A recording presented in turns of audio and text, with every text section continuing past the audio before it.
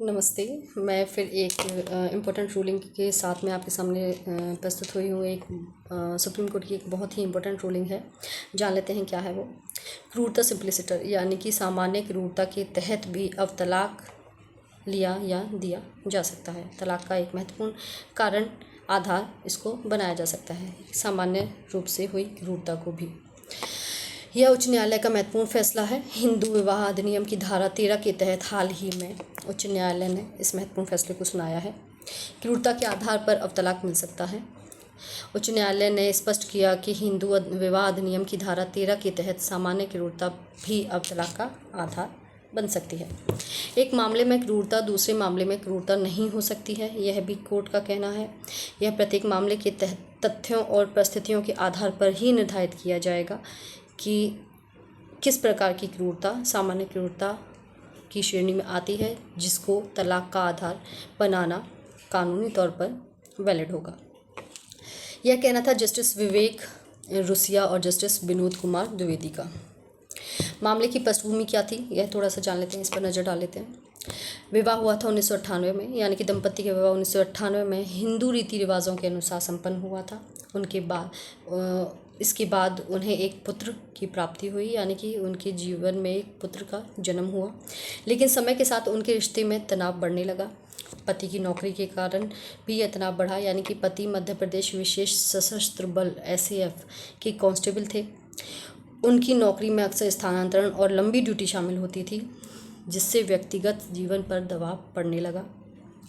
अलगाव शुरू हुआ आपका 2006 से, यानी कि विवाह में बढ़ती कठिनाइयों के कारण पति पत्नी 2006 से अलग अलग रहने लगे।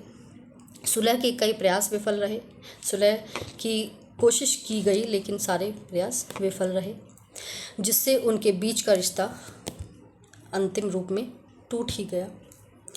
पति के आरोप क्या थे, उन पर थोड़ी सी नज़र डाल लेते हैं, ताकि आपको समझने में आसानी हो कि ये मैटर क्या था और उससे आप जानकारी ले सकें कि किस तरीके की क्रूरता को तलाक का आधार बनाया जा सकता है।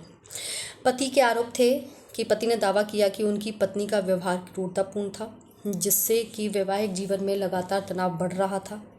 उन्होंने बताया कि पत्नी अक्सर बिना किसी कारण के झगड़ा करती थी और हर छोटी बात पर विवाद पैदा कर देती थी। पति ने आरोप लगाया कि पत्नी उनके परिवार के सदस्यों के प्रति सम्मानजनक व्यवहार नहीं करती थी और उनके साथ दुर्व्यवहार करती थी। इस व्यवहार के कारण परिवार में कलह और अशांति का माहौल बना रहता था, जिससे पति को मानसिक पीड़ा झेलनी पड़ती थी आए दिन।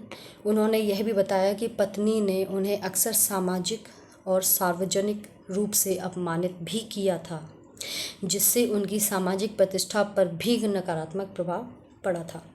आगे पति का कहना था कि पत्नी ने अपनी वैवाहिक जिम्मेदारियों को निभाने से भी इनकार कर दिया था एक वक्त के आने पर, और अक्सर घर छोड़कर चली जाती थी।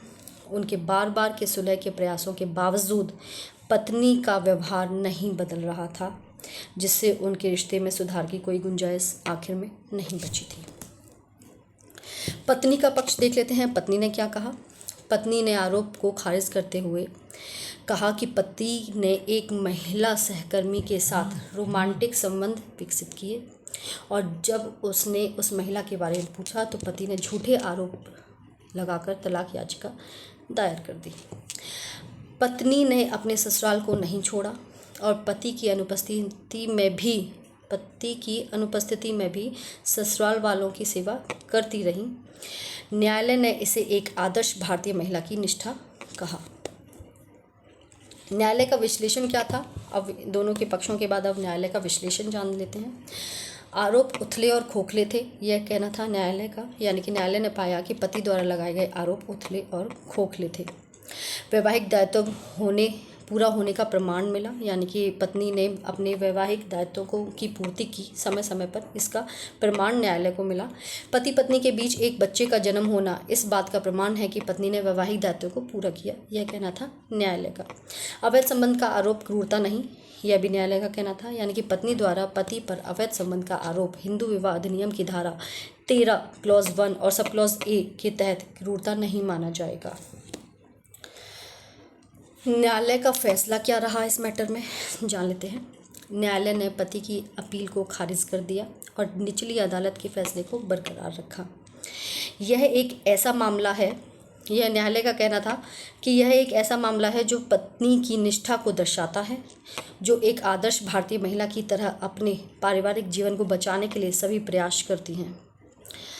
मामला यहाँ जाकर रुका कि महत्वपूर्ण इस मामले से रिलेटेड कानूनी बिंदु और जान लेते हैं कि हिंदू विवाह अधिनियम की धारा 13 के तहत अब क्रूरता सिंप्लिसिटर यानी कि सामान्य रूप से की गई क्रूरता भी तलाक का वैध आधार बन सकती है, लेकिन प्रत्येक मामले में तथ्यों और परिस्थितियों का आधार इसका निर्धारण किया जाएगा के आधार पर ही इसका निर्धारण किया जाएगा। इस बात को ध्यान में रखते हुए क्या आपको यह जानकारी मेरी कैसी लगी, आप कमेंट बॉक्स में ज़रूर कमेंट करके बताएं। और जिनको इस जानकारी की ज़रूरत है, आपके नोन, आपके रिलेटिव, आपके जानकार ऐसे कुछ हैं जिनको इस जानकारी से कोई ना कोई महत्वपूर्ण सुझाव मिलेगा, तो उसके साथ शेयर ज़रूर करें, साझा करें। मेरे वीडियो को लाइक करें अगर आपको पसंद आया है, चैनल को सब्सक्राइब करें। मैं देख रही हूँ कि आप लोग चैनल बिल्कुल भी सब्सक्राइब नहीं कर रहे हैं, प्लीज़ करें ताकि मैं प्रोत्साहित हो सकूँ और आपके लिए नई रूलिंग जो कि आपकी जानकारी में होना, आपकी जीवन शैली में, आपके दिमाग में सम्मिलित होना, जानकारी में सम्मिलित होना बहुत ज़रूरी है। मैं उसके लिए निरंतर अपनी वीडियोस लेकर आती रहूं, मैं उसके लिए प्रोत्साहित हूं, तो मेरे चैनल को ज़रूर सब्सक्राइब करें। धन्यवाद।